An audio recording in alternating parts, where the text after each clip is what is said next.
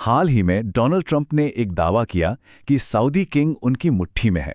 अब सुनने में ये बात बड़ी अजीब लगती है ना? लेकिन ट्रंप के बयानों में अक्सर एक छिपी हुई सच्चाई होती है, और यही सच्चाई हमें मिडिल ईस्ट की एक ऐसी कहानी की तरफ ले जाती है जो आज तक किसी को पता नहीं थी। 7 अक्टूबर को जब हमास ने हमला किया तो पूरी दुनिया के मन में एक ही सवाल था, आखिर हमास ने ऐसा कदम उठाया ही क्यों? वो अच्छी तरह जानते थे कि इजराइल इसका ऐसा जवाब देगा जिससे वो तबाह हो जाएंगे। कुछ बंदूकों या रॉकेटों से इजराइल की सरकार तो गिरने वाली थी नहीं, तो फिर इस हमले का असली मकसद क्या था? इसका जवाब सच में हैरान कर देने वाला है। ये हमला इजराइल को हराने के लिए था ही नहीं, ये एक बहुत बड़ी एक ऐतिहासिक डील को खत्म करने के लिए किया गया था। एक ऐसी डील जो मिडिल ईस्ट का कह सकते हैं नक्शा ही हमेशा के लिए बदल देती। तो चलिए कहानी की शुरुआत करते हैं। ये कहानी है एक हमले की जिसका असली मकसद था एक बहुत बड़े भू राजनीतिक समझौते को तोड़ना। एक ऐसा समझौता जिसमें 3 बड़े देश शामिल थे, सऊदी अरब, इजराइल और अमेरिका। देखिए, इस मेगा डील में हर किसी का बहुत बड़ा फायदा था। एक तरफ सऊदी अरब था जिसे अपने एआई हब के सपने को पूरा करने के लिए अमेरिकी टेक्नोलॉजी मिल रही थी। दूसरी तरफ अमेरिका था जिसे बड़े बड़े बिजनेस सौदे मिल रहे थे, और साथ ही चीन और रूस के बढ़ते प्रभाव को रोकने का एक जबरदस्त मौका। और फिर था इजराइल, जिसे वो चीज मिल रही थी जिसका वो दशकों से इंतजार कर रहा था, सऊदी अरब से आधिकारिक मान्यता, जो बाकी मुस्लिम देशों के लिए भी एक रास्ता खोल देती। लेकिन इस डील का सबसे बड़ा और सबसे चौंकाने वाला हिस्सा था न्यूक्लियर रेड लाइन। सोचिए, इतिहास में पहली बार इजराइल इस बात के लिए तैयार हो गया था कि सऊदी अरब अपने देश में यूरेनियम एनरिच कर सकता है। मतलब कहने को तो ये बिजली बनाने के लिए था, पर सबको पता था कि इससे परमाणु हथियार बनाने का दरवाज़ा खुल रहा था। और ये बात ईरान के लिए एक बहुत बहुत बड़ा खतरा थी, इसलिए वो इस डील को किसी भी कीमत पर रोकना चाहता था। अब इस पूरी कहानी के सेंटर में एक शख्स है, क्राउन प्रिंस मोहम्मद बिन सलमान, जिन्हें हम MBS के नाम से जानते हैं। उनकी पर्सनल लेगेसी, उनकी सत्ता, सब कुछ इसी एक समझौते पर टिकी हुई थी। अपनी सत्ता को दुनिया के सामने सही साबित करने और सऊदी अरब को तेल से आगे ले जाने के लिए MBS ने एक बहुत बड़ा प्रोजेक्ट लॉन्च किया, नियोम। और इसकी शुरुआती लागत थी $500 बिलियन से भी ज्यादा। तो हुआ ये कि नियोम का जो सपना था, द लाइन नाम के एक फ्यूचरिस्टिक शहर का, वो सच कहें तो फेल हो रहा था। प्रोजेक्ट इतना बड़ा था कि लागत आसमान छू रही थी और MBS की साख दांव पर लगी थी। इसलिए उन्होंने प्रोजेक्ट को एक नया मोड़ दिया, नियोम को दुनिया का तीसरा सबसे बड़ा AI हब बनाने का। लेकिन इस सपने में एक बहुत बड़ी प्रॉब्लम थी। इसे सच करने के लिए उन्हें अमेरिकी चिप्स और टेक्नोलॉजी की सख्त जरूरत थी, जो उन्हें सिर्फ और सिर्फ उसी मेगा डील से मिल सकती थी। तो अब आते हैं कहानी के उस हिस्से पर जो पर्दे के पीछे चल रहा था। एक ऐसे सीक्रेट रिश्ते की कहानी जो किसी भी पब्लिक डील से बहुत पहले ही शुरू हो चुका था।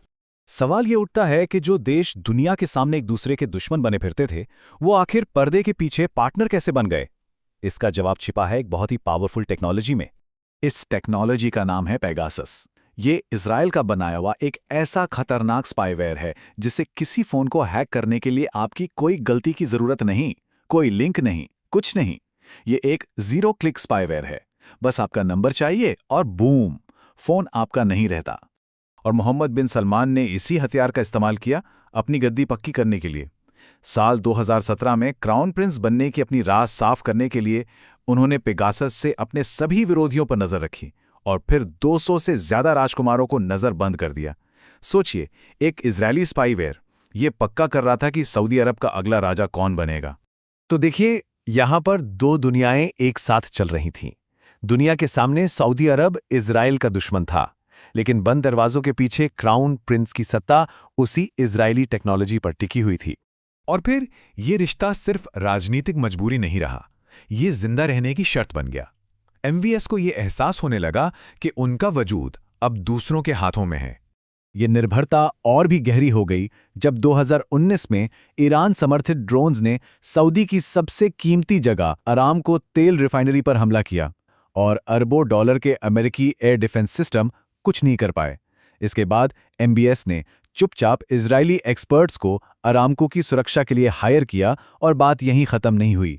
बाद में इजरायली इंटेलिजेंस ने तो MBS पर हुए एक जानलेवा हमले को नाकाम करके उनकी जान तक बचाई। इन घटनाओं के बाद सब कुछ बदल गया। अब यह रिश्ता सिर्फ इजरायली सॉफ्टवेयर खरीदने का नहीं रह गया था। अब तो इजराइल की सबसे खतरनाक और एलीट खुफिया यूनिट यूनिट 8200 सीधे क्राउन प्रिंस की पर्सनल सिक्योरिटी की निगरानी कर रही थी। एमबीएस की जिंदगी अब सीधे सीधे इजरायली इंटेलिजेंस के हाथों में थी। और यही बात हमें आज की सिचुएशन पर ले आती है, एक तानाशाह की दुविधा, जिसका वजूद, जिसकी अर्थव्यवस्था और जिसकी विरासत सब कुछ दूसरों पर निर्भर है। तो कुल मिलाकर अब हालत यह है कि एमबीएस 3 मामलों में पूरी तरह से अपने विदेशी पार्टनर्स पर निर्भर हैं। पहला, उनकी पर्सनल सिक्योरिटी इजरायली इंटेलिजेंस के हाथ में है। दूसरा, उनकी इकोनॉमी की lifeline Aramco refinery Israeli protocol से सुरक्षित है। और तीसरा, उनकी भविष्य की विरासत नियोम प्रोजेक्ट अमेरिका और इजरायल के सहयोग के बिना एक सपना ही रह जाएगा। तो अब डोनाल्ड ट्रंप का वो बयान याद कीजिए जिससे हमने ये कहानी शुरू की थी। अब ये सिर्फ एक नेता का बड़ा बोलापन नहीं लगता है ना, इसके पीछे एक गहरी और बहुत ही कॉम्प्लेक्स हकीकत है जिसे दुनिया की नज़रों से हमेशा छिपा कर रखा गया। तो आखिर में ये एक बड़ा सवाल छोड़ जाता है, जब किसी राजा की जान, उसकी दौलत और उसका भविष्य सब कुछ दूसरों के हाथ में हो, तो असली पावर, असली ताकत किसके पास होती है? इस छिपी हुई हकीकत का शायद यही सबसे बड़ा सबक है जिस पर सोचना बहुत जरूरी है।